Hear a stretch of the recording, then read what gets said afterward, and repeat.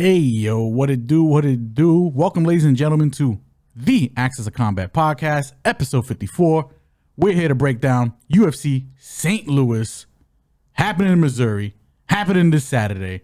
I'm one of your co-hosts, as always, Ray Boogie, Ray Yo from the A, Yo, and my co-host. Who go the boss? Who go God next? Who go be like, forget all the glamours and glitz. I plan to get rich. I'm from New York and I always been a fan of the Knicks. A big win yesterday over these Pacers. Big body Brunson coming through, baby. No one ever says they want to go to Indiana for vacation. Just saying.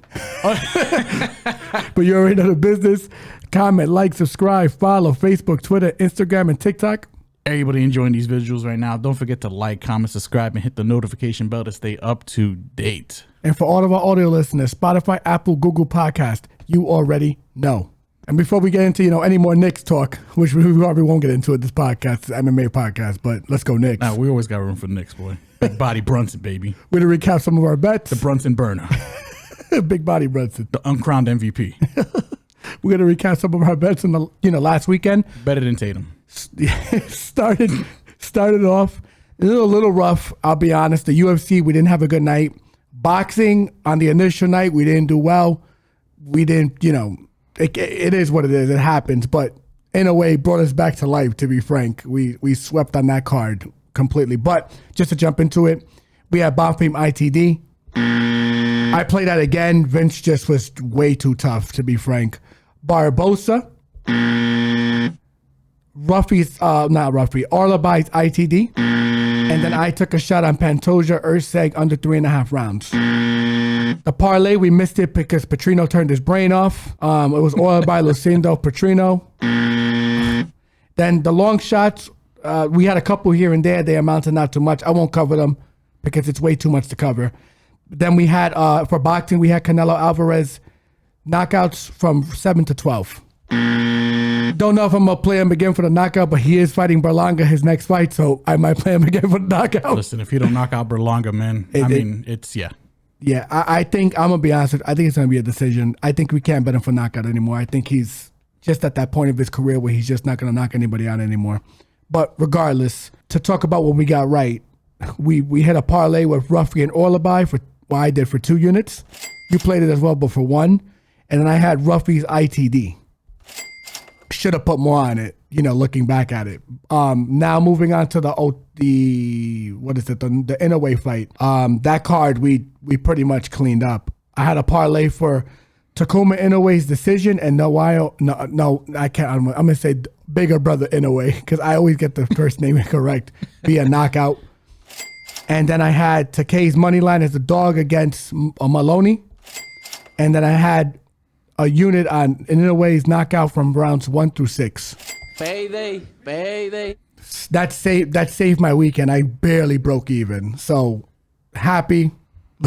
How about you, bro? What you got? Well, I got kind of rinsed. Just gonna be completely honest. UFC, I took a bath. I took a bath on the UFC. And you both. And then, Canelo didn't help. And then, the Inoue card, was able to buoy myself a bit. But I'm still drowning right now. I'm down deep, about 4.7. It was a rough weekend for the boy.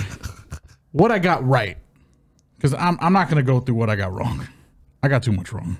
I mean, actually no. I'll put out the straights. Borjas money line, cooked. Bonfim inside the distance, cooked. I play it again. I would. Yeah. I mean, Pichel was just fucking... He was just durable, man. That man did not want to go away. Any person at the division goes down from those shots. 100%. I'm sorry. Barbosa sub. Man. Arlaby inside the distance. Man. Brito short ends in sub. Pereira and Porteria fight goes the distance. That was, maybe I was just reaching a little bit too much. I'm not gonna. I was kind of wilding. Me and my brother had the same parlay where Petrino shit the bed as a fucking -600. And I also had another parlay going where I had Silver and Close and the Brito and Shore, both fights not to go the distance, and Brito and Shore hit, but not Silver and Close. Close but no cigar on that one. I mean, that fight could have finished like about 17 times in that third round, but damn, rinsed. I hit no long shots, so I'm just gonna skip all those. Yeah, I did the same thing. Follow the social media, y'all see them. It's a lot, but you know, again, we risk a little to win a lot. But yeah, whatever. You know. Canelo fight doesn't go. That's the way I played it, just to cover both sides, because you know I thought Munguia was a bit live, just in case you know Canelo was a little bit on the downside. I wanted to capitalize on that, but that went the distance. And then going to the Inoue fight, which again we swept. I didn't play the parlay like my brother. I just played the Takai to K money line straight. Hit that, and then the 1 through 6 for the monster. So payday. It was a nice way to end this the whole thing, but you know it was still a washing. And then the only thing I really hit on the UFC card was the roofie inside the distance, or the roughie. He roofied that dude pretty easily. Oh my god! And then the roofie or roughie, I keep busting this dude's name up. And Orabai parlay, I didn't put as much as my brother did because I was actually more afraid of the roofie side than the Orabai side. It turns out it was the opposite. I had a feeling, and like I said, I think we just this is one of those spots. That's one of those spots where listen, you had a better read. I should have just confident. I should have just put more money on the ITD. I was feeling it. I said, dude, he's gonna rinse this dude, and he did. He beat the fuck out of him. He did. So, but moving on, it's all good. You know, we're gonna have those weekends. The winning streak had to end. We were on a pretty good skid, like with a skid, actually a losing streak. So my apologies. We had a pretty good run. We had a pretty good run. Yeah. So we were eventually going to lose. Unfortunately, we had some bad beats on that card. It is what it is. We move on to the next one. We think this card is extremely bettable, and we also have some boxing at the end of this. So we'll talk through MMA first, and then finish it up with boxing. So let's jump right into it. What you got for me, Ray? All right, first fight to kick off this card, UFC St. Louis. We got a fight at women's flyweight. We got JJ Aldrich going one-on-one with Veronica Hardy. Aldrich, 13-6 overall, fighting out of Denver, Colorado, 31 years old. Veronica Hardy, formerly Macedo, 8-4-1, fighting out of England, but Venezuelan. Got to represent for them Hispanas. 28 years old. I've done extensive studies on this fight. Extensive. You gotta push the glasses up when you say that. I've done studies. I'll start on the Aldrich side. I think she's like a jack of all trades, master of none. I think she's got decent striking. You know, she throws nice down the pipe 1-2s, semi-quick hands. I think she's got decent wrestling. Not too sure about the grappling. You know, I'm not too familiar with the jits. I do think Veronica is the side. I'm going to take the money line here. I like her as the pick. I like her as the bet. I think Veronica, ever since she's come back after her long layoff. The layoff was like concussion related. I don't recall. It was. You know, ever since then, you know, hooked up with my boy Dan Hardy, who I feel like the UFC don't like him. And I feel like they're punishing her because this is like the third or fourth time she's opened the card. Nothing wrong with opening the card. But I think eventually she's going to have to get off the prelims. You know what I'm saying? Or at least a little higher on the card. I agree. But that being said, I think Hardy's got the advantage in the striking. I think she might be low-key the stronger of the two because, you know, my girl powerlifting on the side. Yeah, she looks jacked. She looks jacked as of late. Of course, the jiu-jitsu side, Hardy, she's wicked. I mean, she's active off her back, dude. I like Hardy here. I think gut feeling, it probably goes to decision. And, you know, on the Instagram, she's training that jiu-jitsu. And Dan Hardy's always got a game plan. I think sub could be a bit live. But Hardy is 100% the side for me. What about you? I agree with you. I've heard a lot of people say that JJ Aldrich is the better striker. This girl is I believe, 5-time Taekwondo champion. And if you know anything about striking, I don't know how you could say JJ is the better striker. In my opinion, I mean, listen, just because she looked good against fucking Montana De La Rosa doesn't mean she's a godlike striker. Yeah. Like, again, I respect it. She throws a good, quick 1-2 down the pipe. She's a southpaw. I think Hardy's also a southpaw, but she switches stances. Yeah, she does. And she makes it in kicks. So Yes. and she just knows how to manage distance better. She has better timing. The only way JJ is going to be able to win this fight is if she can wrestle her. And I think she probably could get it down because she moved around Erin Blanchfield. Yeah. But I do trust Veronica's ability to scramble and get up and have a good game plan for this fight, especially since she settled into one camp now. Her and Ariana Lipsky are sipping on the same juice. Low-key. I like agree. they're having like a resurgence. But I don't even think Veronica's 25 years old yet. And if she is, she's just over it. I just read she's 28 actually, but so- she's super young still. She's still like pretty much, she's hitting her prime right now. Yeah. So it's like, I'm going to go with the girl who I think is got more upside, and I think she has a lot more of a higher ceiling. I also am going to go with the one who I think has made better improvements over her fights from fight to fight. Her jiu-jitsu's underrated in my opinion. I forgot who she subbed actually. Polyana. That's impressive. Yes. Because Paulie can grapple. And I think she did it off her back. And it was an armbar too. That's crazy. Yeah. Yeah, so I'm all over Veronica here. She's going to get a bet for me, just as a heads up. So I love it here. Sub is live for sure, but I think it goes to decision. But Veronica's money line, I think, is at minus 130, 135 right now. Play that shit. Play it. I think it's playable all the way up to about it depends on how much juice you want to really lay. I think she's playable up to like 145. 150. I'll go 150 because I feel pretty confident about this pick. So, Veronica Hardy. Next fight on the prelims at welterweight, 170 pounds for the uninitiated. We got Jared Gooden, the Night Train, go on one-on-one with Air Kevin Jousset. Gooden, 23-9, fighting out of Georgia, 30 years old. Jousset, fighting out of Auckland, New Zealand. That's Australia, right? Yeah, it's like part of Australia. But he's a Frenchman, which is pretty interesting. Yeah, you mean Joel Kinnaman, by the way. Yeah. Alter Carbon. Yeah, he's Alter Carbon in the face. Captain Flag. The whole nine. Just all over the face. 10-2 overall, 31 years old. Listen, the things I like about Gooden here, I think he might be the better, boxer. He's definitely, he's going to throw volume. I like his striking. I think he's a little underrated when it comes to the ground game. I agree. He went the distance with, what's his name? I can't recall. What's it? Charles Carlston Harris. Yeah, Carlston Harris. Who has good grappling. He went 15 minutes with that guy on his back, off his back, and this guy choked out Jeremiah Wells, man. Yeah. So I think his grappling is solid. His wrestling, he doesn't really go to it, but he can get a takedown if he wants, but that's not really his game. He wants to stand and bang. He's a bigger Bobby Green, low-key.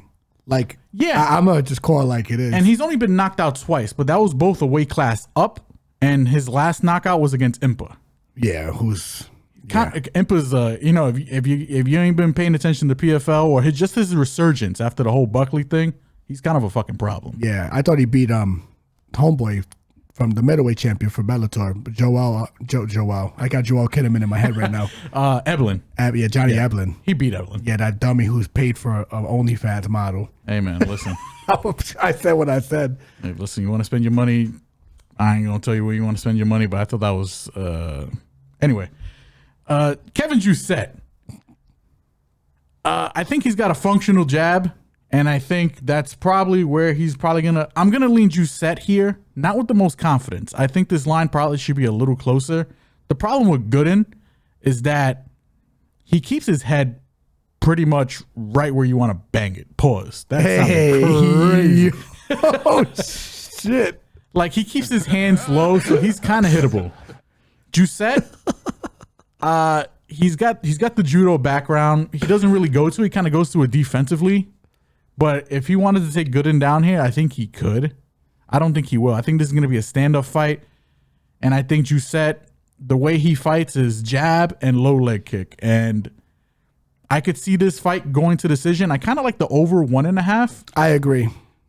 I'm going to lean Jousset, not with the most confidence, but if the line keeps getting a little crazy on Gooden, I might look that way because I think this fight is going to be more competitive than people are giving it credit for. Yeah, I think the line's a little disrespectful. But with that said, I am also leaning Kevin Jousset probably by decision here. considering Jerry Gooden's durability. I like Joel Kinnaman's ability to jab, leg kick. He's coming out of a great gym in City Kickboxing, so you know they're gonna have a great game plan. Yeah, I like him. I like him for a lot of reasons. I just think this fight's it would look really, really interesting with wrestling and grappling, but Gooden's not really gonna push it. Nah, I don't think either guy pushes it, to be honest. No, it's gonna be a stand-up fight. But like, could Gooden land a good shot on him? Yeah, and he did get hurt in his last fight against what's this guy's name? The Asian gentleman. Oh, wait, we talking Kanan Song. Yes. Yeah, dude, he hurt him. He hurt him late in that fight. But he did also put like 100+ strikes on that dude. He did. Too. Like yeah. he put a kind of a clinic on. Yeah. I feel like this fight could look the same way, and I think Gooden throws straighter punches. Yeah, and he throws more because Kanan was a little reserved in that fight. Very, very low volume. Yeah. Which is why when Ian Gary got styled on by him a little bit, it kind of exposed Ian Gary. And both guys kind of do leave their chin up as well. Yeah. But Gooden really leaves his hands down. Yeah, he trusts his boxing. Yeah. He trusts his hand speed. So I just think that's a bad idea against Jousset, who has a great jab. It's just going to land. Very good jab. It's going to land. And he's bigger. I think he's big for this division. He has one of the best jabs in this division, for sure. Arguably in MMA. I'll go that far. So Jousset, Joel Kinnaman, you're a lock, my boy. Next fight on the prelims at men's flyweight, we got White Kong, Jake Hadley going on one with Energy, Charles Johnson. Hadley, 10-2, fighting out of England, hailing from England, 27 years old. Charles Johnson, 14-6, fighting out of St. Louis, 14-6 overall. I think I said that already. 33 years old. Mm-hmm. This fight it's close in my mind. It's close. These guys kind of do the same thing. I was going back and forth because I feel like Hadley is good. I also feel like Johnson is good. Johnson has let me down in some spots. I think Johnson might have the better striking. Hadley is probably gonna have more volume. I think the cardio is a wash. I'm not too sure. I'm gonna lean Energy here as a dog. Not with too much confidence. This one I gotta I kind of want to see. I know, like Hadley, he looks gangly sometimes when he tries to make this weight. He's a bit of a bully. I don't think he's gonna be able to bully Charles Johnson here.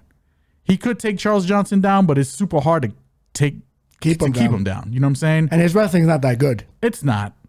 Charles Johnson, I mean, he's got the Olympic tattoo thing on his back. It's for a reason. I mean, his wrestling is solid. I think his boxing is solid. Good athlete. It's just his IQ sometimes is what I question. That being said, St. Louis boy. Hadley could be one of these guys who might be a little overrated. This is going to be a good test because, I mean, he hasn't really fought anybody of substance. Actually, no, that's cap. He fought Cody Durden. And Cody Durden, I mean, he had Cody Durden in some spots, but Cody Durden kind of likes to put himself in those kind of spots. Charles Johnson into guillotines. Yeah. You know? That guy's a psychopath. But, dude, I mean, excellent wrestler, cardio, dog. Johnson's he's a bit of a dog, too. So, give me Johnson here. Not with the most confidence. Gun to the head, I think it goes to decision. But I think I like Johnson here. I'm on your side here with the dog shot. Don't know if I'm going to play it, but I do think that Charles Johnson can exploit a lot of Hadley's miscomings, to be frank. He, not a good wrestler. I think he likes to play off his back too much. Ayo. He pose. But he, like when you play jiu-jitsu and MMA, you're just going to lose minutes. Yeah. And the thing is, I think Charles's wrestling and grappling are good enough not to get finished. He hasn't been finished at the UFC level. Either guy hasn't, to be honest, but... Yeah. Hadley's been closer, to be frank, to getting finished. He has been. Charles Johnson fought Makayev. Makayev took him down, 9 to 10 times, if I'm correct? Times. He's been taken down in almost every fight. And he gets up. But he gets back If up. he gets taken down 10, he gets up 10. Yeah. He's so hard to control. And I just think his jiu-jitsu and his defensive grappling is going to be enough to control this fight. And then even on top of that, I think he has the better gas tank. He has a slightly better gas tank. So I'm rolling Energy here because of the energy, but bars. I don't know if I'm gonna play this fight. I don't know. It's gonna be close because Hadley has the finishing upside. I always think Tupac when I hear Energy. Yeah. Not a friend of me. He an energy. He an enemy. Bars. But Hadley has the finishing upside. I don't know how to play this fight. There's too many variables. So, but Johnson's the pick. Next fight on the prelims. Back at welterweight, we got the truth. Trey Waters going one-on-one with Billy Goff. Waters, 8-1, fighting out of Jacksonville, 29 years old. Goff, 9-2, fighting out of Connecticut, 25 years old. Me and my brother here, I think we're a little split. Listen, I get it. Trey Waters. I'm going to give it away. I know you're on the Trey Waters side. Trey Waters, super big for this division. He's got the length. He knows how to use it. Jab, jab. Right. Billy Goff, for me, he's got that dog. He's got that Jalen Brunson in him. He got that dog. Listen, I know he's hittable. Trey Waters probably could finish him, and I'm going to be really upset. But Goff has just shown one of these things where you can knock him down, but you have to kill the man. I agree. I think Goff is going to be a disruptor. I think he's going to keep walking forward. Trey needs the space to operate. I don't think Trey is going to get the space to operate. Goff does have that wrestling upside. Waters can be taken down. Again, he's just got to, the biggest challenge for Goff is getting on the inside because he knows how to really manage that. We're in the bigger cage. I know I got the odds stacked against me. Give me Billy Goff as the play, baby. I like Trey Waters here, as my brother gave away. But with that said, if Billy Goff could get in, he could turn him into Crystal Waters, So I don't know if you guys know that old R&B, the old R&B like slash soul singer, but she has that Gypsy Woman record. It's a good song. Wait, how's it go? I don't want to sing it because you got the voice of an angel, bro. I'm gonna fuck it up, bro. I tell you, if you make a reel for this, you'll play it. Put it that way, You put it in the background. You still like the two pictures. But with that said, I do like Trey Waters. I think he knows how to use his jab. I think he knows how to use his size. I think it's gonna look a lot like his last fight against the dude Quinlan, the juice head. Oh my God. I like Quinlan too. So I don't want to, maybe take that back. Sorry, Quinlan. But you did pop for some shit. For some juice. You did. Yeah. With that said, I think he's going to be able to manage distance, hit him with the jab, hit him with the straight. What I do like, ironically, in this fight is for this fight probably to go over. Because I do think if Goff does win, it's probably going to be later. He's going to try and fight him late. But what I did see is Trey Waters' decision is like plus 500. That's not a bad look. I'll play the shit out of that because I just think Goff is durable. Trey Waters not the biggest volume puncher. I do think he's going to win this fight, but the finishing upside is probably going to be on the Goff side. But Goff can walk into a big shot. Yeah. And I do know that Goff does have the wrestling upside, but Trey is kind of hard to hold down. Kind of pops right back up. So I worry about his gas tank a little bit. He probably cuts a little too much weight to make this weight. But I do think he's going to edge him. I just think Goff, he's one of those guys that likes to get hit. He's like Jay Gyllenhaal in Southpaw. Like he's like, he gets stronger as he gets hit. I think that's a fucking movie because it's like, that doesn't happen in real life. Well, it is going to happen. That is fight. But what I just feel like he's going to be too willing to get hit to try and land one. He does have a decent leg kick too, and Trey Waters has a heavy boxing style. So he leans on that front leg. But can I depend on him to wrestle and throw kicks for 15 minutes? Don't think so. Trey Waters is the pick. Probably going to play him by decision because I think at +4, even +400, it's a good line. It's a good look. So that's my pick. Let's move on to the next fight. Next fight on the prelims at women's strawweight, we have Baby Shark Tabatha Ricci going one-on-one with the returning Tiny Tornado Tecia, formerly known as Torres, now Pennington. Ricci, 9-2, hanging out in California, repping Brazil, 29 years old. Torres, or formerly known as Torres, Ricci. Actually, I fucked all that up. Pennington. No. Yeah. Tecia Pennington. Tecia Pennington.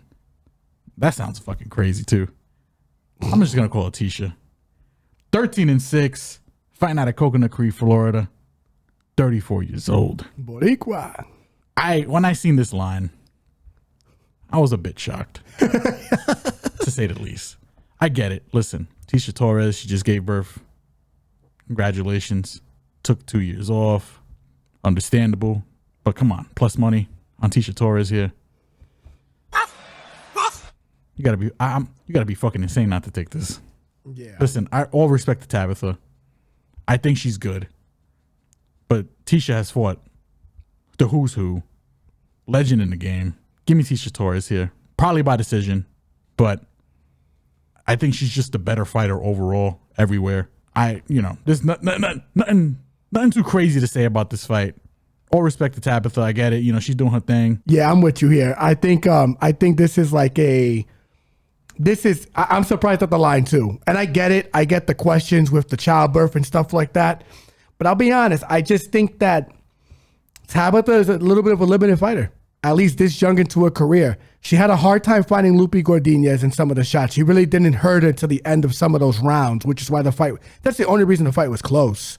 And I'm not comparing Lupe Godinez right now to Tecia Torres right now, but Tecia Torres, very in and out. She's small, but she's another girl. If there was an Anna weight class, she'd be the champion. Yes. She would. She's super athletic, super strong. Her last loss was to Mackenzie Dern in her last fight before pregnancy, but she won that fucking fight, if we're being honest. In my opinion, I thought she won. It's insane. I don't know how the judges were scoring that. I think they were just trying to, I don't want to say the UFC, they said, the check cleared the judges. And nah, I wouldn't go that far. But it's just, I don't know. I just don't know how you score that fight from Mackenzie. Like, she landed no damage. She barely hugged. She hugged her. I think the problem with Tecia, and it's always been the problem with Tecia, like, she'll land the volume, but she don't hit that hard. No. Like, if you ask me gun to the head, I think Tabatha's probably got a little more power. Correct. But Tecia has more volume, good chin, probably the stronger girl, to be frank. I think she might be able to take Tabatha down. That's gonna be that's a key. That's the question. Yeah. Because Tabatha's jacked. But Tecia has taken down much bigger girls. Yeah. And gotten their backs and out scrambled them. Mackenzie Dern is a bull, low key. If she gets her hands on you, she jumped guard and she was able to keep her from Kimura trapping her while she was sitting on her hips. Yeah. You have to be pretty strong to do that against someone like Mackenzie Dern, who's probably the best no-gi/gi women's champion of all time. I'm surprised at the line. And I think the only reason the line is like this is because of Tecia's time off and the pregnancy and probably what it's done to her body. But I expect her to be a professional. I expect her not to take this fight unless she's ready to take this fight. I also expect her to be in supreme conditioning, which she's going to have over Tabatha too. I think she's the more conditioned athlete. I mean, if you want to wait, she's shown that. If you want to wait till weigh-ins, I get it, because I'm also curious to see how she looks. Correct. But I mean, I don't know. I just think Tecia at plus money is like a gimme. You know what I'm saying? Yeah, and especially against a girl who's not Tabatha's not a Jessica Andrade puncher. No. And she's not a Tatiana Suarez wrestler. No. She's got a decent fight IQ, but not really. Like, it's weird. Like, that fight with Lupe showed me a lot. And if she couldn't find Lupe, she doesn't move her head. Yeah. She doesn't really move her feet as well as Tecia does. Tecia is in and out, knows how she fights a lot like Veronica Hardy. Yes. Who we just covered, I agree. She's just a little bigger. And I do like Tecia, not Tecia. I do like Tabatha's jiu-jitsu, but again, I mean, Tecia she survived 15 minutes. Mackenzie with Dern. Actually, no, was it more? Because I don't remember that was a main event. No, it was 15 minutes. I mean, listen, come on, man. Yeah, she's legit. I think her defensive wrestling is gonna be enough for this fight too, because she does have good defensive wrestling. She's only lost to the elite of this weight class. Tabatha lost to Lupe Godinez, who turns her brain off historically in fights too. So I'm going with Tecia here. Tecia for sure. And you want the real? It's probably gonna be a bet. Just a heads up, ladies and gentlemen. I think I'm gonna put a unit on this girl at plus money. So let's get it. Boricua. Next fight on the card: men's lightweight. T-Rex, Terrance McKinney. El Gringo, Esteban Ribovics. McKinney 15-6 overall, fighting out of Dallas, Texas, 29 years old. Ribovics, 12-1, fighting out of Argentina, 28 years old. I think this is a good fight. Winnable on both sides.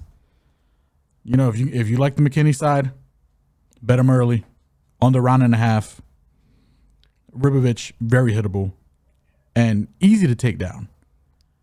But if McKinney can't get this boy out, Ribovics is a problem. Because he's got the cardio. He don't got that one hit quitter. He's got good striking. But he hits hard enough where he can clap you. And then he can get you out. Correct. And I don't think he's that easy to sub either. I agree. He's wormy on the floor. He's very wormy. Yes. Like he's just one of those guys that he uses a lot of the Kimura trap to get back to his feet. Yep. Or get you in the Kimura. Yeah. Because his Kimura is actually, he's got a couple Kimura wins. Yeah, which is impressive at any MMA level. Yeah. Because it's a basic submission. You know what I'm saying? But even at the UFC level, the way he's used it to get back to his feet and then land volume. He's very crafty with it, you know? Very impressive. I mean, if you like Terrance, you play round one finish. If it gets past 4 minutes, there's a good chance that Ribovics stops him late in round 1/round 2. I will probably be praying. These boys better both pray that they're, Ribovics that he doesn't get finished round 1, McKinney that he gets to stop round 1, because after round 1, McKinney's looking for the fucking door. It's just what it is. I feel like the easiest path of McKinney is to probably grapple him, but it's probably the most dangerous because he can gas himself. Correct. Maybe McKinney wants to keep this standing, and he could probably win that way too because, again, Ribovics is hittable. Yeah. And maybe that's the best way to both win and manage his cardio. I just got a feeling that Ribovics is going to survive here. I like Ribovics. I like him too. To win this fight. But, I mean, again, this fight is very volatile. There's a lot of variance in this fight. So it's kind of hard to really, with confidence, pick one side or the other. Yeah, I like the round 2. I'm gonna play the round 2 for Ribovics, and I'm gonna live bet Ribovics if it gets past 4 minutes, and I feel like he's gonna survive round 1. Yeah. To be frank, I don't think this fight hits the scorecards. No. These guys are both killers. They both kill or be killed for sure. But I like Ribovics in round 2 to get this stoppage. Because I don't think his ability to get up is based off the Kimura trap. If he doesn't get that Kimura trap, he's going to be on the bottom for the whole round. It's just what it is. But if he can get the Kimura trap, he can get back to his feet, but I expect McKinney to reshoot or land damage. Ribovics will probably survive because he is hittable, but he is durable. He's hard to kill like Steven Seagal. And I just think he's just a better MMA fighter. I agree. Nothing against T-Rex, but I mean, he's just still, he's dynamic, athletic, but he's still raw. You know what I'm saying? I mean, his wrestling is good. The striking still, again, he could pop, but it's still kind of a little wild. It's basic. Yeah, it's basic. Ribovics is clean. He's a clean puncher. And I like I said, Ribovics round 2, Ribovics live bet play towards the end of round 1, low key. That's how I'm playing this. That's how I'll leave it at that. Next fight on the prelims at men's lightweight, we have Chase the Dream Hooper going one-on-one with Slava Claus. That first name is busting me up. Borshchev. That's it. That's it. That's it. Hooper, 13-3-1, fighting out of Washington, United States, 24 years old. Slava Claus, fighting out of Sacramento. I'm just tripping over my words here. 7-3-1, fighting out of Sacramento, California. Repping Russia, 32 years old. Get it together, Ray. This fight is binary, but man, is it intriguing. I keep going back and forth on this fight. We know what Hooper wants to do. He wants to implement the jiu-jitsu and get his sub and get the fuck out. Borshchev, we know what he wants to do. Swang and bang. Get the KO. Get the fuck out. I think they got Borshchev lined as the favorite here, right? If I'm not mistaken. He is at -140. I'll put in that range. I know Borshchev has been listen, if the fight starts standing, I get why he's the favorite. He's got more UFC experience. He's got more fight experience. Chase Hooper is super young, still developing. got the KO power on his side. He's been working on his wrestling, but Hooper is one of these guys that even if he can't get to the wrestling, he's got, dog shit like accuracy. Yeah, but he's just one of these guys that just needs to get close enough to grab a limb. He's not like, is he like the male version of McKenzie? He kind of is. To an extent, I feel like he is. Yeah. Right? If you like the Hooper side, I don't think this, just first of all, I don't think this fight goes the distance. But if you like the Hooper side, take Hooper probably inside the distance. I could see it's most likely sub. But if he's on top, I could see ground and pound. I could. You like the Borshchev side, just straight up KO. Because Hooper's got a chin, but he ain't got that much of a chin. He gets rocked. Correct. In every fight that he's in. I'm going to slightly lean at the moment. I'm almost zero confidence. Just give me Borshchev here. Again, zero confidence. Hooper, I just got a weird feeling about this fight. I could see Hooper just grabbing a limb. Or even getting his back on an exchange. Yeah, just some weird shit. You know what I'm saying? It just takes one mistake and Hooper's on you. And this is probably the best jiu-jitsu player he's fought. I know Borshchev has fought just a ton of wrestlers and hasn't looked too good. He's easy to take down. But that's not Hooper's game. Hooper just wants to grab you and choke your shit out. Pause. That sounded crazy. That's crazy. Give me Borshchev with literally no confidence, and a fight doesn't go the distance. Inside the distance. What about you? Yeah, this fight could arguably be dog or pass by the time fight night comes. I don't disagree. I don't blame anyone who wants to take Chase Hooper. But I'm on Borshchev as well. And I'm on Borshchev for the simple fact that I think he's faced better wrestlers. And especially in the last couple of fights, he's been able to get up. The Nazim Sadikov fight, better wrestler than Hooper. He was able to get up. We thought he won that fight. We were present at that fight. It was the Ferreira card. Yeah. And they called it a draw, which I thought was bullshit, to be frank. But, it is what it is. But I forgot that fight happened in MSG. Yeah, we were there. Yeah, we were there. Superman video, I was in the back. Luchasaurus video, I was in the back. Borshchev video, I was in the back. Hey. Hey, yo. But it's. I just think that Borshchev, he's worlds beyond him on the feet. I think Chase is way better than him on the floor, but I don't think Borshchev is completely lost on the floor. I do think he has a propensity to get up. I think he's gonna know to avoid giving this guy his back. And Chase Hooper's wrestling is horseshit.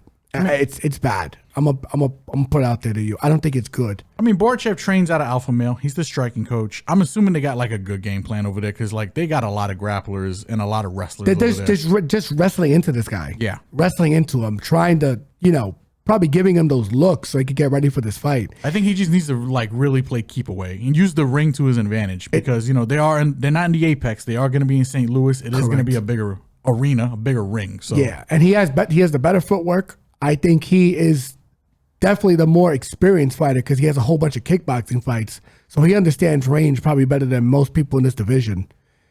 I like Borshchev here. That's a good point, actually. Yeah, I'm gonna lean Borshchev here. Not with the best degree of confidence, but I will tell you he might be a play because there's a lot of Chase Hooper money coming in.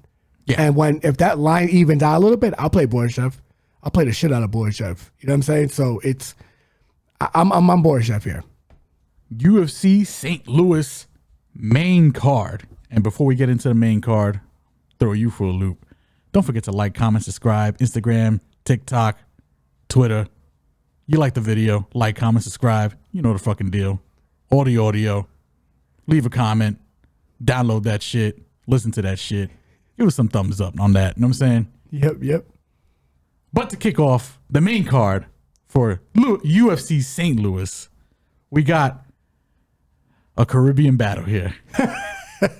And I'm excited because, New Yorkers, we both Puerto Rican. We don't really got a dog in the race here, but we love to see Hispanics just rumble it out, for our entertainment. You know what I'm saying? We got fighting in our blood. We got the Dominican, Waldo Cortes-Acosta, Salsa boy. It should be Merengue boy, but, I'll let it slide. We got Salsa boy and the big boy. Two boys here, but Robelis Despaigne. I think that's how you say his name. I think you nailed it. They like to call it Despaigne. I think if you ask the man, he's gonna say Despaigne. The big boy. The man from Cuba. The 6'7" phenom. He's a beast. He is. This is gonna be a good fight, I think, for as long as it lasts. Acosta, 11-1, fighting out of DR, like I mentioned, 32 years old. Despaigne, the big boy, Ayo, perfect, 5-0, fighting out of Cuba, 35 years old. Listen, if you want to matchmake Despaigne, I know they're really trying to catapult this guy. This is probably like the perfect opponent. Salsa boy. He ain't going to really threaten with the grappling. And I think that's probably the hole you want to expose when you're fighting Despaigne here. That being said, I know Salsa Boy, Acosta, was a little disappointing in his last fight. When I say a little disappointing, I mean very fucking disappointing. Yeah. Because he should have got Arlovski out of there. I'm not going to lie to you. I had some money on that boy. And yeah, I played Arlovski because I knew he's an idiot. Salsa Boy let me down. I'm not gonna lie. He's an idiot, bro. But I'm not gonna hold that against him. I'm trying to be the shepherd here. You know, I think this fight doesn't go the distance. 1.5 under is probably a good look. I'm gonna lean Despaigne here for the knockout. But one thing I noticed with Robelis, Despaigne, big boy, pause. I know he's got the Taekwondo background, very good striker, but a little sloppy in my opinion. And Acosta, I could see, I literally could see a scenario where, because Acosta's not going to push. He's a good counter striker. He's got that pelota, that fastball. He's going to be patient. Despaigne throws a leg kick, busts his ass, and Waldo just jumps on that ass. Ground and pound victory. I could see it. I could literally see it happening. But that being said, I got Despaigne here to win by knockout under 1.5. It'd be pretty interesting to see the cardio. Listen, we know, unfortunately, we know Acosta can go the distance, but give me Despaigne here, I guess. You know what I'm saying? Yeah, I got Despaigne serving this boy arroz con pollo on a Saturday evening, bro. I think he's gonna get him out in the first round. I really do. Waldo, you have to hope he's gonna wrestle him. He's not gonna wrestle him. He's not. If he shoots the takedown, that'd be bananas. You have to live. If you don't think he's gonna wrestle him, you have to hope for Despaigne to trip. And it's a bigger cage, so he has more space to recover. He's also got more space to bust his ass, too. He does. With that said, I think he probably gets him with the left hook. I really do. He's going to get him with a hook. And Waldo, he just doesn't make the best decisions in fights, man. Like, he's going to try to stand with this guy because he's stupid. I'm going to be frank with you. Like, this is so better way to put it. It's just, he should try to wrestle into this guy, make it dirty, make it grimy. He's going to stand with him. This guy is a medalist at an Olympic level for Taekwondo. Like world-class striker. And he's humongous for the weight class. You know, he's a humongous heavyweight. He's a big dude. Which is crazy. If there was a super heavyweight weight class, he could probably look comfortable in it. Like 6'7", gigantic. 87-inch reach. That shit is insane. His reach is I'm gonna say some crazy shit. His reach is bigger than some people. Pause. Yeah, like, dude, it's just long. He's a long man. Hey, yo. Dude, he can hit Waldo with a left hook from the locker room. Like, and I'm just being honest. You're not wrong. This dude from across the cage. You know, and that's the thing. He hit the last dude he fought. I know he was the trucker. I think it was Bandera, right? That's who he fought. Nah, it was Parisian. Oh, I forgot. I got them mixed up. Oh, I'm sorry. Ooh, truck driver to truck driver. You know, but Parisian did his job. He laid down for the man. He knocked him out walking backwards. He did. And tripping. That was insane. Tripping backwards. Falling backwards. That's how powerful this guy is. Yeah. And I think Waldo has a better chin than him, but I don't know if Waldo has the IQ to make him make a mistake. I don't think Waldo makes that same mistake, though. You know what I'm saying? I don't know. I mean, if he fights like the Arlovski fight, I mean, he's going to be patient. Yeah, he might be too fucking patient. He might be a patient in the hospital. If that's what you mean. And that's bars right there, brother. But it's true. I mean, I just Don't get me wrong. I do agree with you. There is a world where he just lays on him. Yeah. But you have to hope he trips. That's literally what you're hoping for. I mean, not even that. I mean, listen. I mean, I look at this like the Kevin Holland fight. It's a guy who probably should wrestle him with MVP. It's a guy who probably should wrestle, but he's not going to wrestle him. Waldo could throw down the pipe, though, pretty fast. Like, ayo. I think he's going to have a hard time finding him. You think so? Yeah, I think this guy's footwork is fantastic. I do have questions with his cardio, but if you're asking me, I just think Waldo is not the guy to figure this guy out. I don't think Waldo's the guy either, but I don't think Waldo's like a pushover. It's just weird. I just got a weird trappy feeling about this fight. And then the leg kicks too. You're not wrong. The leg kicks will be there for Despaigne. Oh my goodness! Oh my goodness! Waldo does not check them. He doesn't give a shit about his legs. No, he's gonna try and counter probably with the he's a southpaw, right? With his left hand. Is he? Yeah, you're right. Yeah. But his left or his right hand, whichever, it doesn't matter. He's not going to be able to reach him because he's going to be so far away. This guy just knows how to manipulate range. I like Despaigne, and I like him to dispatch this dude. Seriously, I think he's going to knock him out. Next fight on the main card at men's featherweight, we have Alex Bruce Leroy Caceres going one-on-one with the sniper Sean Woodson. Caceres, 21-14, fighting out of Miami, Florida, 35 years old. Woodson, fighting out of St. Louis, Missouri, homeboy, 31 years old, 11-1-1 overall. Good fight. I think it's going to be primarily is going to be a striking affair, to be honest. And if it stays standing for the majority of the time, I think Caceres could be sneaky here because, he's at this point of the game, he's a veteran and he's crafty. But Woodson, strike for strike, I think he's just a better striker. This fight definitely goes the distance, by the way. Yeah, because Woodson, again, not a big puncher, not like he doesn't really have a ton of volume, and then Caceres is uber durable. And he's got a great jab. He's got the better footwork. Again, bigger cage in St. Louis, and he's the hometown favorite. Who knows? Maybe there may be a little extra motivation to, push the pace here. I think he can get to. If you haven't, really, if you can't tell, I'm on the Woodson side here. Me too. I'm on the Woodson side, and you're probably right. It's probably going to go decision here. Woodson is lanky enough to get a crazy sub, just out of nowhere sub. But Caceres can grapple. I guess Caceres is really good. He's a black belt. He's good everywhere. Give me Woodson here by decision. He is the rightful favorite. The line might be a little too wide right now. But his decision's like a -100. That's not bad. I'll take it. Yeah. +100, -105. Yeah, that's what it's looking like. So. If you like the over, you could parlay the over. I don't think there'll be a finish here, but I do like Woodson as the side here for this fight. Yeah, I agree for all the points that you made. So Woodson via decision is how I would play this. Next fight on the main card at lightweight, we got Diego Ferreira going one-on-one with Rębecki, Mateusz Rębecki. I don't know why I said it like he's Hispanic because he's Polish. But I don't know. I just like his name. Ferreira, fighting out of Brazil, hailing from Brazil, 39 years old, 18-5 overall. Rębecki, 19-1, fighting out of Poland, hailing from Poland, 31 years old. I like Rębecki.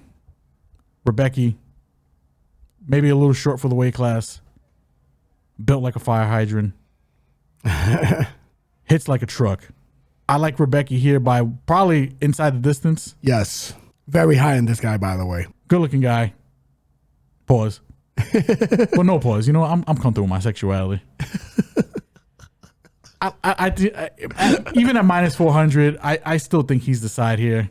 I think he gets it done inside the distance. I know Ferreira, he's got some decent wins here, but older.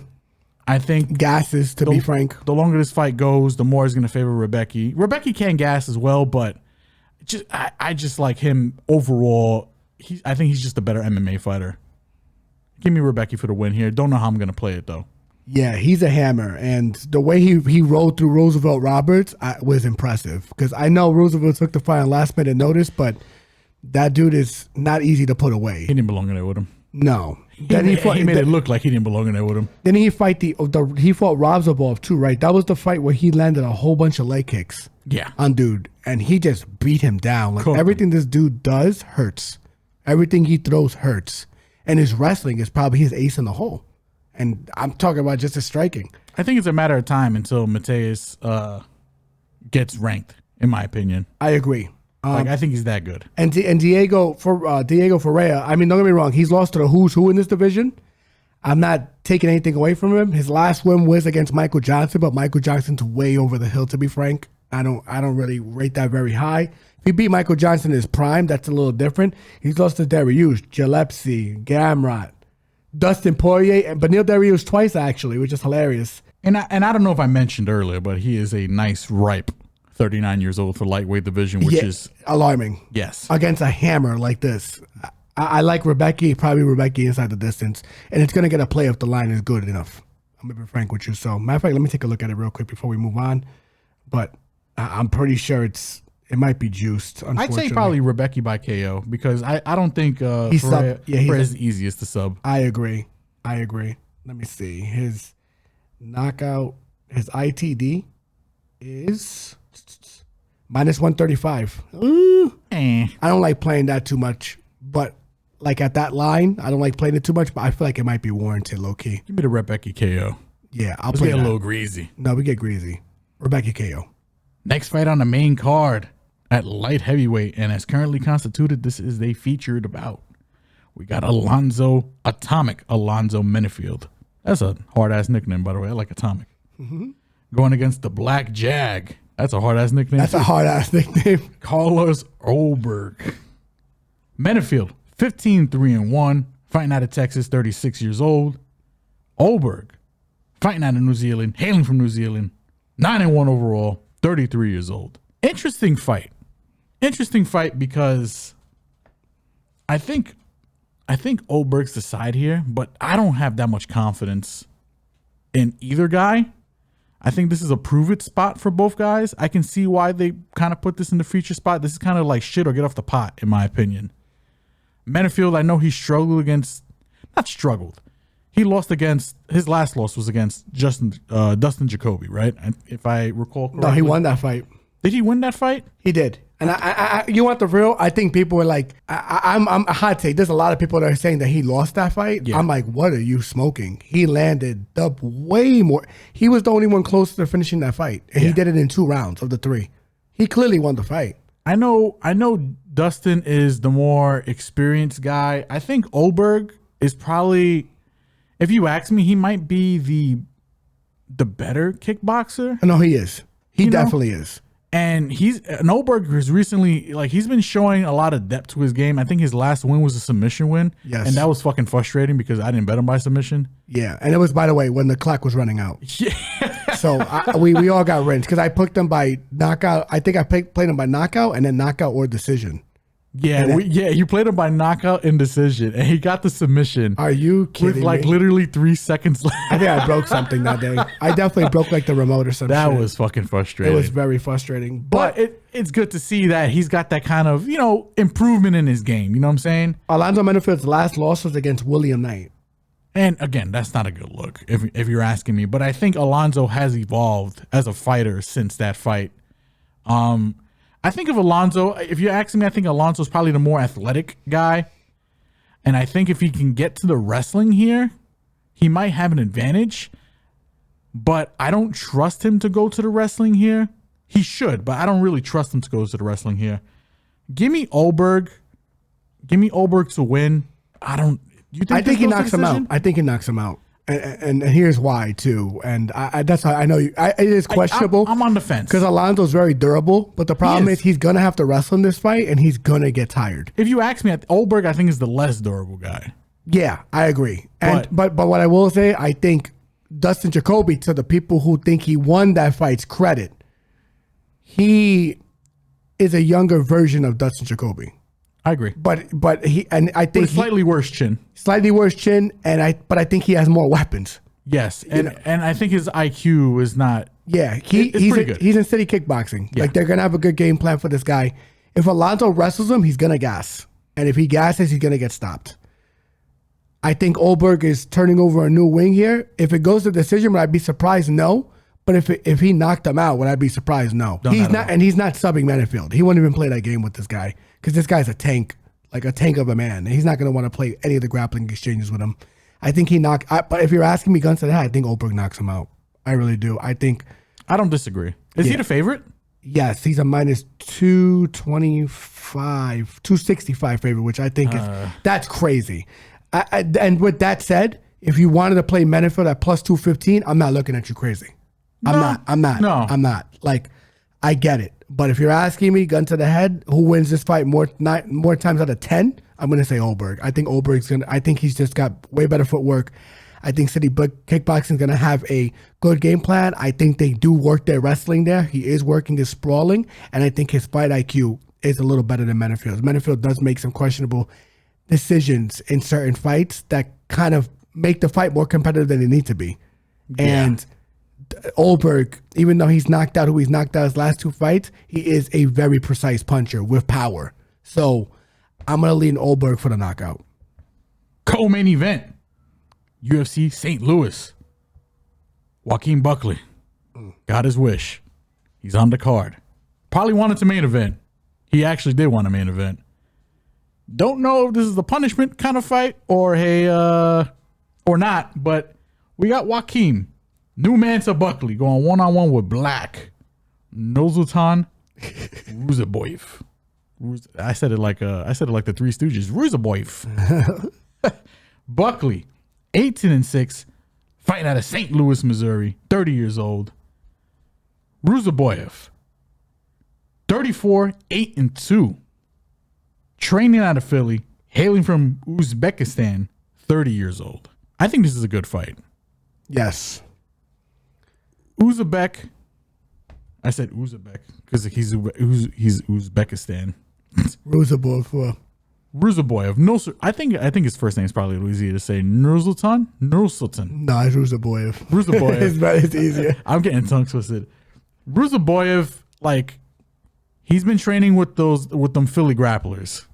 He's down there with Sean Brady and Pfeiffer and who's the guy who just got knocked out with the hip? Petrosky. He's training with those guys. Fuck that guy. Oh, man. Improving his game. He's cutting down. First of all, both these guys won on the Atlantic City card. Very recently. Correct. Ruziboyev is cutting down to 170 to fight Buckley here. On short notice, okay. Both on short notice. I'm pretty interested to see both on the weight scale. Either one of these guys could miss weight. I do trust Buckley a little more than Ruziboyev, but I think they both do make the weight here. I'm leaning Buckley here. Couple of reasons. One, it's completely narrative, but he wanted a fight on this card. Buckley also has made so many improvements since, moving down in weight. This is definitely his weight class. He's the more athletic of the two. I think he's the more dynamic of the two. He's probably the more powerful of the two. That's a tough. I think. Well, I maybe just in terms of punching power. I don't know. Ruziboyev cracks, bro. I get it. I know Ruziboyev cracks, but I don't know, man. I just think Buckley is gonna kind of. I'm leaning Buckley here. I'm with you, by the way, but go ahead. Maybe inside the distance, man. I'm feeling a TKO. I'm getting real grisly on this one. Ruziboyev, like, he's good, but I know people wanted to quote unquote expose this guy, right? They're trying to fade him against Dumas. They tried to fade him against Tadriquis. I think that was kind of. I thought it was silly. That's a little dumb. We talked about this. That was a little, like, if you're gonna fade somebody, you don't fade him with a guy who's super green like Tadriquis. Nothing wrong with Tadriquis. I think he has the potential to be really good. He has the potential to be better than both of these guys. But he's not there yet. He's not there yet, man. He's not there yet. I do think, I have a suspicion that Ruziboyev is not that good off his back. I think if Buckley can get to the wrestling here, which sounds like counterintuitive. Like, you don't want to wrestle the guy who's got the wrestling background, but I feel like if you wrestle this guy and get him on his back, I think he's got a big advantage. Buckley's way better than him in the wrestling, in my opinion. And his takedown defense is shit. And if you're worried that Ruzaboyev is going to be too big for him to take down. Buckley has taken down and slammed 85ers. Yes. When he was fighting there. He's a powerful dude. He's a big dude, and he's strong as shit. Now, he's historically struggled against guys that are kind of like this Lanky. guy is like big. Like this. I mean, Ruzaboyev is 6'5". Yeah. Long, lanky guys. He's historically struggled with these kind of guys. But I think this is new Mansa Buckley. This is new Mansa Buckley. Yes. I think this is a new and improved new Mansa Buckley. I'm feeling Buckley a lot. I think Buckley gets it done by KO here. I don't know. This fight from a betting standpoint is a big fucking stay away. I don't blame you. I just have there's a lot of alarms for this fight. But if you're asking me, I think Buckley's going to get it done. I do think there's a clear path to victory for him here, unless Ruzaboyev has shored up that takedown defense. But if you're asking me, like, Ruzaboyev can knock him out. Like, that can definitely happen. Oh yeah, Buckley will get chinned. Buckley does not have a great chin. Like, no, his chin's okay, but it's not great. But his performance against Vicente Luque, a lot of people were fitting him against Luque, which I thought was fucking crazy. We should have put more units on him. So that was our only regret with betting Buckley for that fight. Yeah. And remember, Buckley, but he kind of wrestled into Buckley, but he kind of just fell down. It was weird. It was weird. And I'm like, oh, it's over. I literally said when that happened, we were watching together, I was like, the fight's over. He's going to get smashed. And that's exactly what happened. And, But I don't think people should take credit away from Buckley. I think, I feel like listen.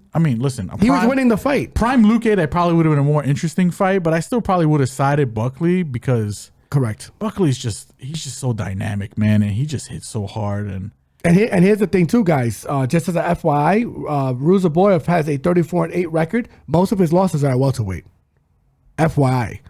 Most of his losses are at welterweight. He has a better middleweight record than he does welterweight record. So, which makes me think he can't. He might, and don't listen, he might pull a whole Ryan Garcia here. He might miss the weight, and he knows Buckley's still going to take the fight because it's in St. Louis.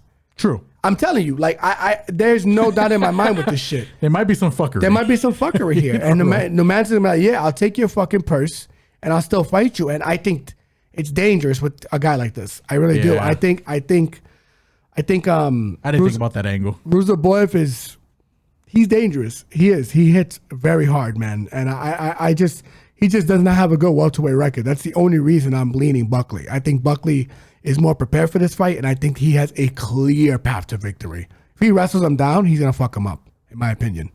So, Ruzaboyev has shit takedown defense, and he's not that good off his back. He's only really sub guys who don't belong in the octagon with him. Let's just put on the table. He's beat a lot of fucking cans. So I'm on Buckley here. Don't know if I'm going to bet it, but Buckley's the lead. UFC St. Louis, main event. Derrick Lewis, heavyweight. Rodrigo Nascimento, heavyweight. Big meaty man bumping meat. Excited for this one. Listen, all things considered, this is probably not a good main event. All things considered. Yes. But we got the Black Beast, Derrick Lewis. Where them Houston boys at? Where them Texas boys at? Where them Texas boys at? Going one-on-one with Rodrigo Nascimento. Lewis, 27-12-0. Fighting out of Texas, 39 years old. Nascimento, 11-1. Fighting out of Brazil, hailing from Brazil, 31 years old. Like I said, not too really excited about this main event. I'm leaning Derrick Lewis. KO. And the reason why I'm leaning Derrick Lewis is because Nascimento is not one of those guys, in my opinion. He don't got that one-hitter quitter. His wrestling ain't that good. His wrestling ain't the greatest.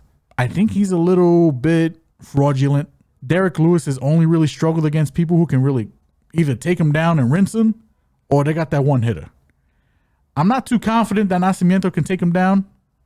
He struggled against Mays, too. He struggled against Mays against the cage. He struggled against taking down Mays. Who he's fought twice, by the way. He subbed him the first time. He beat him. But the second time he didn't. But Mays is just a human being, too. So it's like, I see the same issues happening here with Derrick Lewis. And if Johnson Almeida couldn't fish for a submission against this guy, for whatever reason, maybe he had a bet on the fight to go the fucking distance. I'm going to be honest. I just real suspicious about Johnson Almeida just playing himself to go the distance in that fight. Yeah. I don't know. That fight was suspect as shit. But what I will say, I think Rodrigo does not have that guy's ground game. No. He doesn't. And Derrick Lewis, historically, his get up is just get up. And these guys don't know what to do. It's like it's the sickest non-jiu-jitsu move ever. It's crazy. He just gets up. He's just a big dude. And he just knows how to get up. Pause. At the right time. He explodes at the right time. And hey, yo. But I got Derrick Lewis by knockout. I think he probably gets it done early. I don't think this fight goes the distance. It could go the distance, which is why I don't want to play it. But I like Derrick Lewis via knockout, if you're asking me. I don't disagree. If this fight goes the distance, it's probably because Nascimento's just laying on this guy. Correct. And like I said, Derrick Lewis has just fought way better. He's lost to the way better guys. And he doesn't struggle against people of the Nascimento type. If you can't wrestle him, yeah, he's gonna knock you out. If you can't, I mean, granted, he could Curtis Blades could wrestle him, but Curtis Blade was the perfect uppercut to put his lights out. Yes. If you can't wrestle him, he's gonna knock you out. If you are not a big puncher, you're not. He's gonna lure you in and then throw a punch to knock you out. Fast, very fast hands, underrated. His wrestling defense against non-elite wrestlers is actually okay. Even against elite wrestlers, it wasn't that bad. It's just like once he's down on his back, he does nothing. Unless you're Jelton Almeida, where you're just gonna lay and pray on the guy. Correct. He can get up. Correct.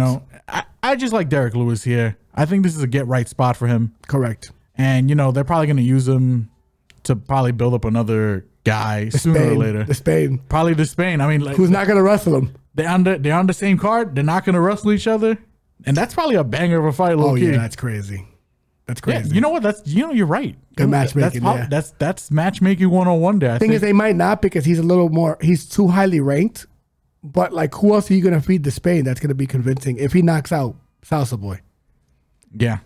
So yeah, I could see that. I could see that a lot. And this is like a shit or get off the pot fight for Nascimento, in 100%. My opinion.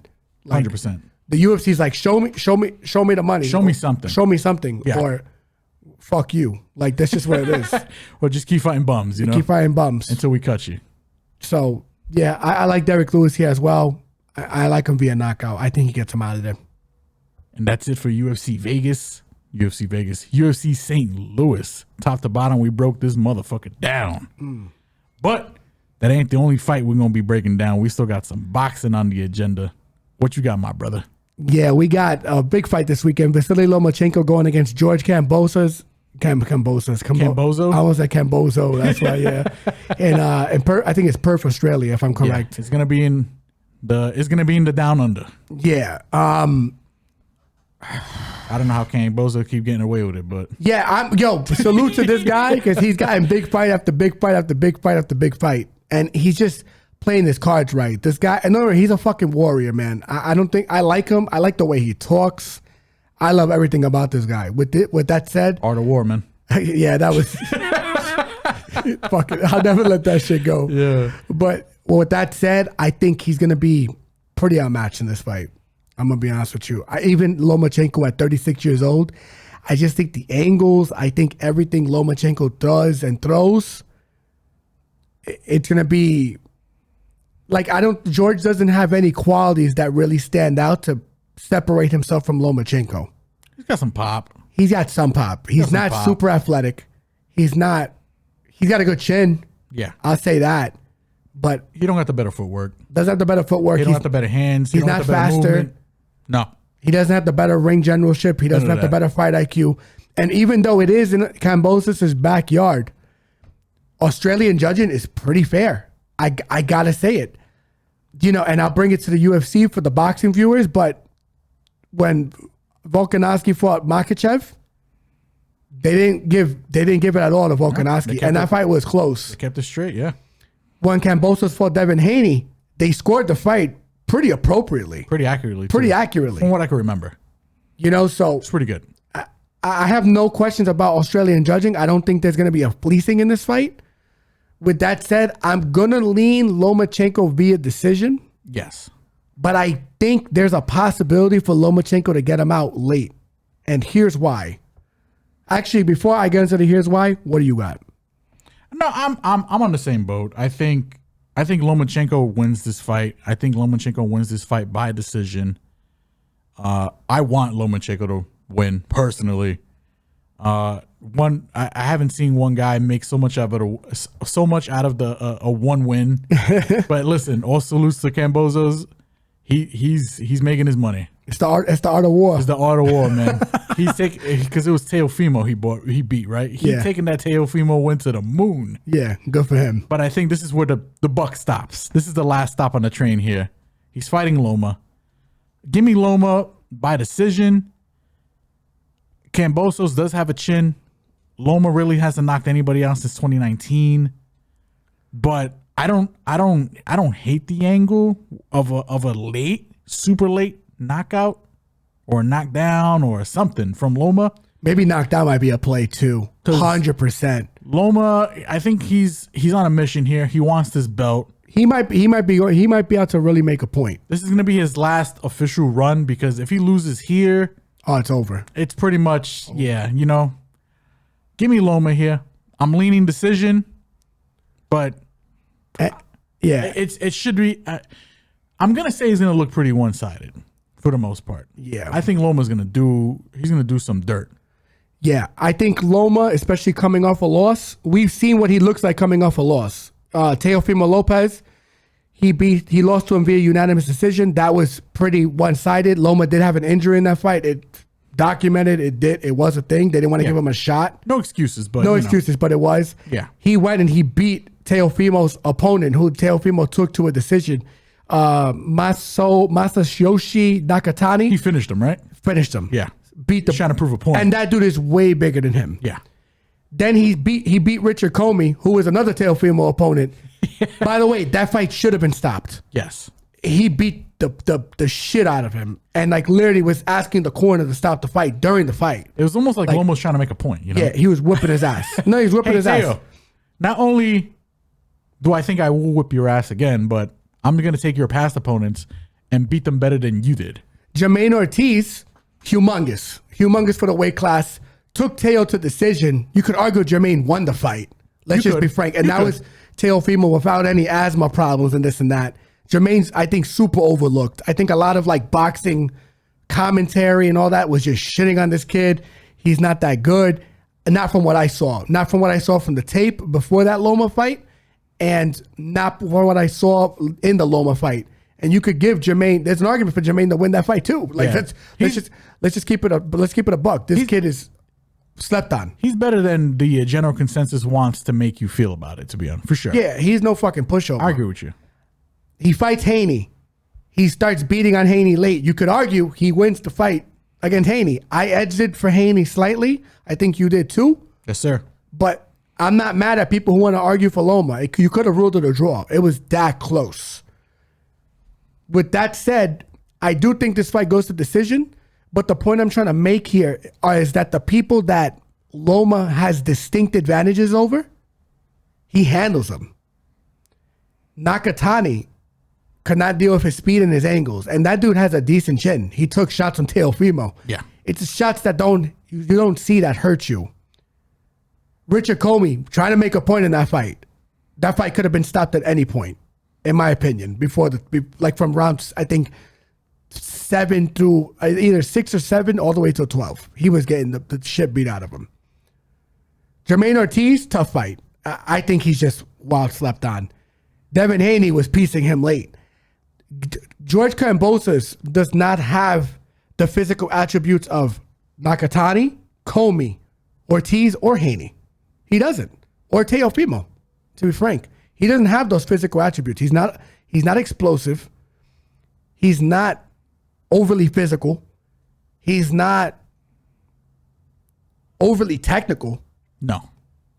I think he's slightly explosive, but he's definitely not overly technical. Yeah, and don't get me wrong, he's durable, but we've seen Lomachenko make world champion fighters quit on the stool. Yeah. He's not going to quit, but he'll break them down. And he stopped bigger guys before. He stopped Luke. Well, Luke Campbell went to decision, but that was close to being stopped as well, too. He hurt Luke. Dropped him. Hurt Pedraza. Hurt and stopped Linares.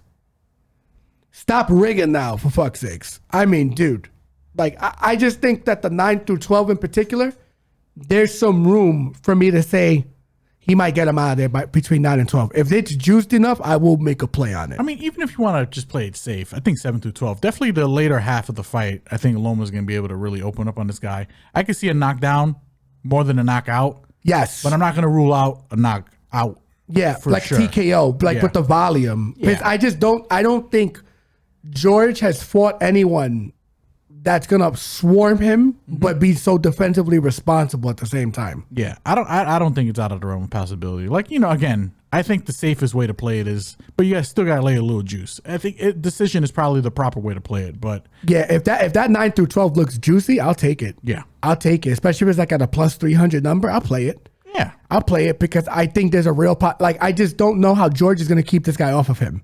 Like, if you look at everyone that's beaten Lomachenko or survived Lomachenko, what do they have? Size, physicality, athleticism. George, maybe slight athleticism, just durability, but he's made durable guys look stupid. Yeah. And he stopped and hurt and dropped durable guys. The only guy that beat Richard Comey was Teofimo Lopez in the first round. No one's systematically broken down Richard Comey like that. Yeah. I'm sorry. Like, I think the only thing we got to hope for, and I mean, listen, I mean, it is a possibility. Maybe Loma looks a step behind. I mean, he is getting up there in age. He's not old, but he is, I don't want to say on the decline, but he's definitely on the latter half of his career. And is it possible that he looks a little slow in there? Or maybe he's lost about half a step? Sure, it's possible. But I mean, Loma, he's so skilled. And people still have him and on their pound for pounds list. He's top 5. correct. Top 10. He's just that damn good. Oh, and by the way, Richard Comey did get stopped by Jose Ramirez in his last fight, but like, I think that now Richard's kind of taking a decline a bit. Comey. Yeah. Vasily kind of caught him while he was still doing decent things. He's lost 2 of his last 3. 2 of his last 4, and one of them was a draw with Pedraza. The other one was he won against a guy named Jackson Martinez. I don't even remember that fight, to be frank. I just think there's real possibility for Loma to stop him late. I really do. I just think, and if Loma's going in there on a fucking mission, he's probably going to stop him. Probably stops him late. So I like Loma via decision, but don't be surprised if I make a play on the 9 to 12 for sure. And just to wrap things up with our general fight, boxing, and MMA coverage, there is Bellator Champion Series happening in Paris, headlined by Patchy Mix, going one-on-one with Magomedov. Part 2.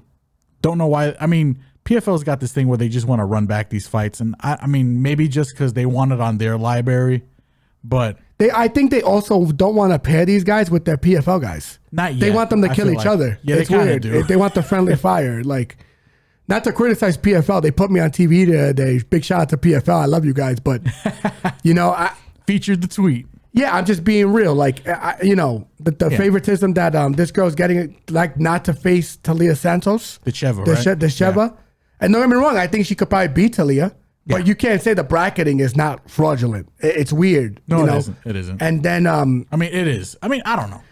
It looks suspect for sure. Yeah. Then they put, now they're having all these guys. You don't see PFL guys fighting PFL guys. Yeah. You just see Bellator versus PFL or Bellator versus Bellator.